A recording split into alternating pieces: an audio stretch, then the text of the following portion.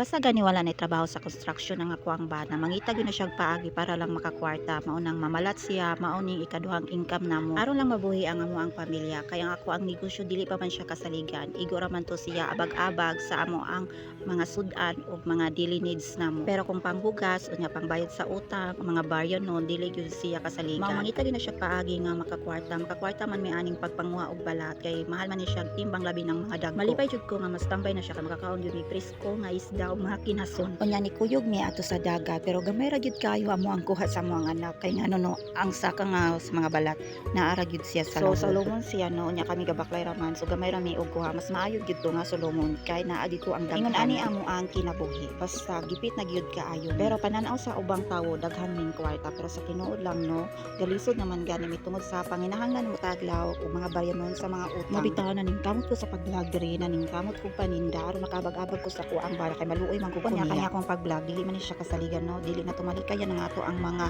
account ma-restrict so nanasad ko din sa live update na vlog so manay giingnon bintahan ning daghan tang account kay naatay kabalhinan kung in case nga maunsa nga to ang account so balik ta sa to ang gibuhat dinhi ako ang kuha dai no nang wadi mig salwaki nga dutera kayo ang mga bala ila na kabulan wala mi kaadtog dagat happy na usa ka tuig basta gani na trabaho akong bala dili sad ko moadto og dagat kay wa ko so makakwarta ra gyud mi basta diskarte lang gyud no kay kung walay ayo sa construction maadto mi sa dagat I mean maadto akong bana sa dagat para lang gyud mabuhi mi para lang gyud mi makabayad sa amo ang mga bills sa mong panginahanglan na tag-adlaw makalibre na mi sudan unya mao ni amo ang kuha no kanang kasag ako yung nakakuha na og kaning mga kinason unya kaning dagkong duha ka buk isda nga ko ang bana pag abot na mo gikan sa dagat bahala gabi na ako nang giluto no kay wala man mi ref kung napa mi ref pwede na gyud siya og maluto unya kay wala man mi ref sumot nagiluto na nako ba gabi na unya ako sa ning giluto kaning kasag no kay ugma pa man ako ni siya kaunon kay gabi na gyud kaayo sumao ni ako ang giluto ang kaning salwaki kay ngano no dili na siya maabtan og ugma manggawas ni ang iyang unod so aron dili siya masayang mo ta ako siyang gipabukalan fast forward pagka ugma ana wala na tinai ang mga balat no kay sayo man nakamata ako ang bana so siya gakuha sa tinai unya pagka man kuha sa tinai ako nang gilapuan ako